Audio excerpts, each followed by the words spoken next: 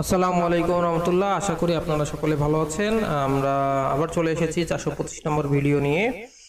আপনারা যখন যারা আমার চ্যানেলটি সাবস্ক্রাইব করেন নাই তারা একটু দয়া করে সাবস্ক্রাইব করবেন এবং আপনারা যদি পারেন এই ভিডিওটি শেয়ার করবেন যারা আপনার ফ্রেন্ড তাদেরকে যদি হেল্প করতে চান তাহলে। ধন্যবাদ সকলকে।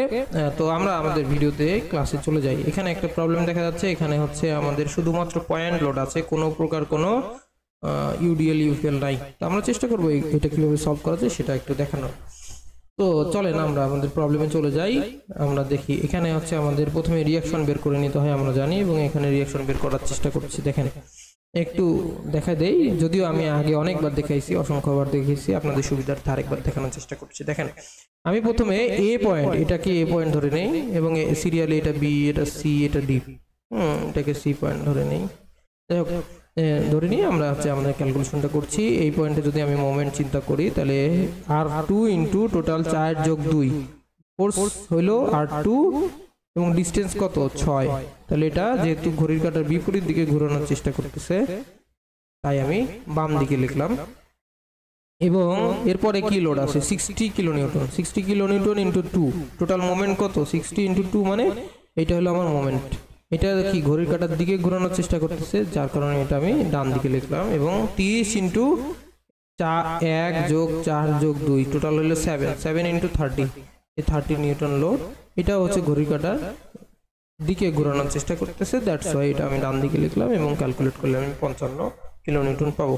সিমিলারলি সি পয়েন্ট, এটা হলো আমার সি পয়েন্ট। সি পয়েন্টে যদি আমি রিয়াকশন মোমেন্ট নেওয়ার কথা চিন্তা করি তাহলে মোমেন্টের জন্য R1 ইন্টু টোটাল ডিস্টেন্স হলো 6 আমি পেলাম। এটাকে আমি বাম দিকে দিচ্ছি, যেটা ঘড়ির কাঁটার দিকে ঘোরাচ্ছে সেটা উপরের দিকে যেটা সেটা নিলাম। এবং আবার হচ্ছে দেখেন আমি যদি একটু মুছে দেই সেটা হলো 1, এই 1 ইন্টু 30, ঠিক আছে 1 ইন্টু 30, এইটাও কিন্তু ঘড়ির কাঁটার দিকে ঘোরানোর চেষ্টা করছে, এটাও কিন্তু ঘড়ির কাঁটার দিকে ঘোরানোর চেষ্টা করছিল R1 লোডটা, তাই R1 লিখছিলাম এখানে, এটাও লিখলাম বাম সাইডে। এবং 460 কিলোনিউটন যেটা সেটা ঘড়ির কাঁটার বিপরীত দিকে ঘোরানোর চেষ্টা করছে, সেটা এই জন্য আলাদা পাশে লিখলাম।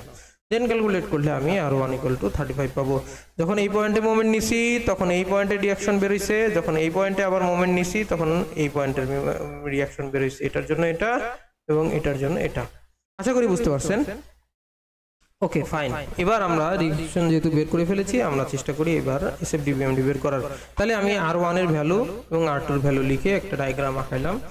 আঁকানোর পরে দেখেন আমরা এসএফডি বের করার চেষ্টা করব।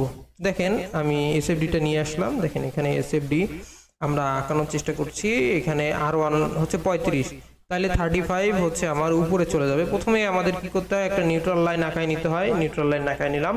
35 হচ্ছে আমাদের লোড, 35 লোড হচ্ছে আমার উপরের দিকে কাজ করছে।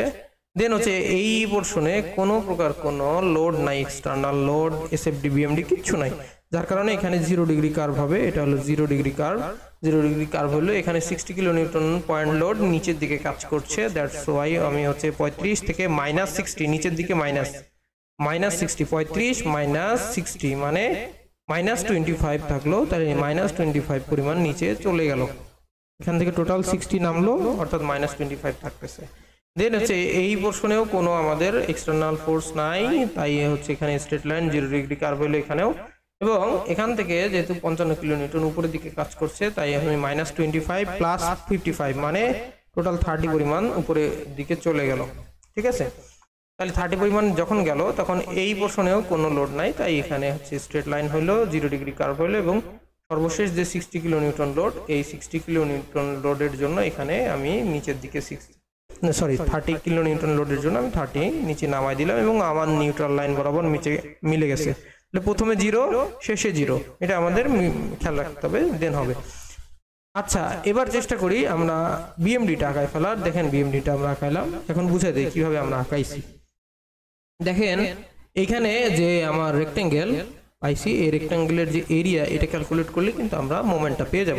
35 হইলো আমার লেন্থ এবং উইথ হইলো 2, সরি লেন্থ হইলো 2 এবং উইথ হইলো 35। যদি চিন্তা করি দৈর্ঘ্য গুণন প্রস্থ যদি চিন্তা করি, প্রস্থ আমি ধরে নিচ্ছি 35, মানে এভাবে চিন্তা করতে পারেন সহজে।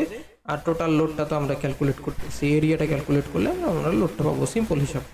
দেন হচ্ছে এটা দিলাম, তাহলে 35 গুণে 70, 70 পরিমাণ আমার উপরে উঠে গেল। এবং এই যে এটা মাইনাস, এটা হলো প্লাস, এটা হলো প্লাস, প্লাসের জন্য উপরে, মাইনাসের জন্য নিচে, এগুলো আগের ভিডিওতে বিস্তারিত বলছিলাম। তাহলে মাইনাসের জন্য তাহলে 25 গুণিত টোটাল লেন্থ কত 4, তাহলে 4 25 সঙ্গে 100, তাহলে 70 থেকে 100 পরিমাণ নিচের দিকে নেমে যাবে, মানে -100। 70 - 100 মানে 30 -30, 30 পরিমাণ নিচে থাকবে।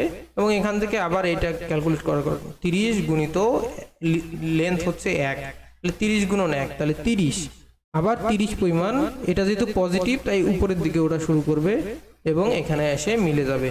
এখানে এগুলাতে যেহেতু 0 ডিগ্রি কার্ভ ছিল, এখানে আমরা 1 ডিগ্রি করে কার্ভ পাইছি, এটাও 1 ডিগ্রি কার্ভ, এটাও 1 ডিগ্রি কার্ভ। এই হলো অবস্থা, দ্যাটস অল। আশা করি আপনারা বুঝতে পারছেন। যারা এখনো সাবস্ক্রাইব করেন নাই তারা দয়া করে সাবস্ক্রাইব করবেন, এবং আপনাদের কোন টপিকে জানার ইচ্ছা আছে আপনারা যদি জানান আমি চেষ্টা করব ইনশাআল্লাহ ভিডিও বানানোর। ধন্যবাদ সকলকে। আসসালামু আলাইকুম ওয়া রাহমাতুল্লাহি ওয়া বারাকাতুহু।